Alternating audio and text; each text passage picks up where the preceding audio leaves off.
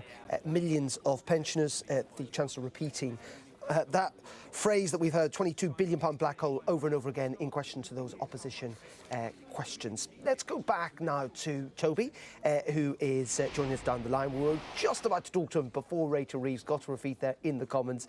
And Toby, I was talking to you about the minimum wage, wasn't I, and the impact it might have on businesses like yours.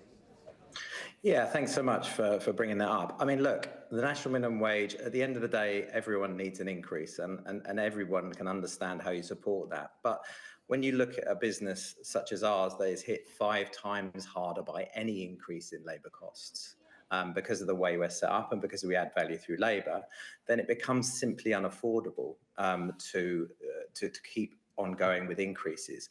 Tomorrow, with what we think is coming in a 2% increase, will cost my business £55,000 probably at an absolute minimum. And what that means is it's no longer affordable to keep on apprentices.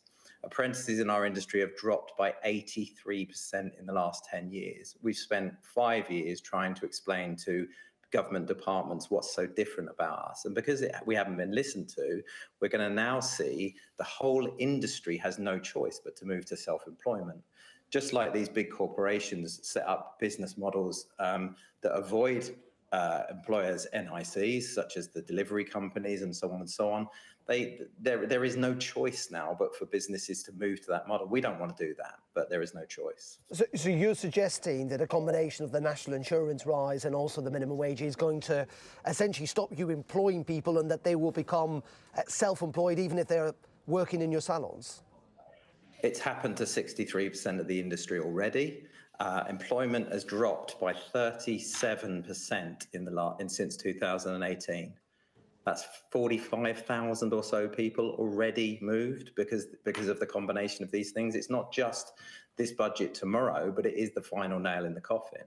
Because at the end of the day, it's unsustainable to keep increasing all the taxes. You keep increasing VAT, employers' NICs, national minimum wage, all of these things add up to make it completely unsustainable. And the government really should be going after those organisations and industries that deliberately set up gig economy jobs so that people don't have to pay NICs. And that's what you're going to see. I've been telling Department for Business for 5 years, take us seriously, look at us, understand the differences between different business models before it's too late. And I really actually think it's too late. That's how people are feeling in our industry. But they're talking about halving the numbers of apprentices in the next few days. That's where we are. But you're not saying necessarily the tax doesn't need to rise, that, as Rachel Reeves was just talking about in the Commons, that there is this black hole. You just think the government should be finding the money from elsewhere? Look, at the end of the day, we all have to pay more. I understand. I understand that there is a hole, and I'll appreciate that. But when you just go after one part of the industry, one industry, or specifically employees, and being employed costs more. It's as simple as that. For employees have to know that it's going to cost a business an extra 10 or more % just to employ them. And that is why you have whole sectors switching. And there are countless other ways to go at this. And I would love my opportunity to speak to Department for Business and HMRC, who in the past have promised us things and they have not been forthcoming. And that's what I'm frustrated about. Sit down with me for 2 hours, Rachel Reeves and your team, and listen to what we have to say, because hairdressing has always been treated with disrespect. And we've had enough. We're very emotional. We've had enough. Just please listen to us. It is interesting, Toby. You know, you're on the verge of tears there. Sometimes we look at numbers, don't we? This is really hitting you hard, isn't it? Yeah, it is.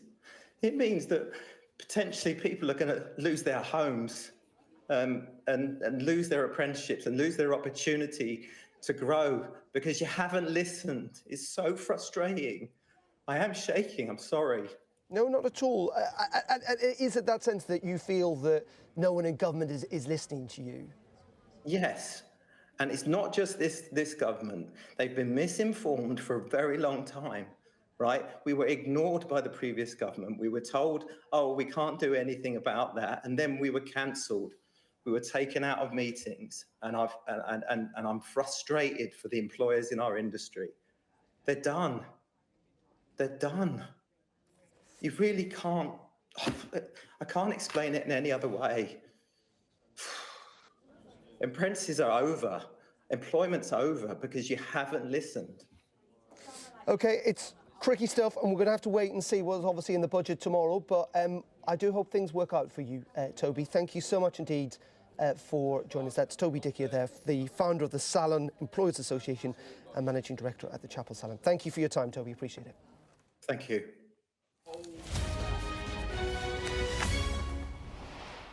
Okay, let's have a look at the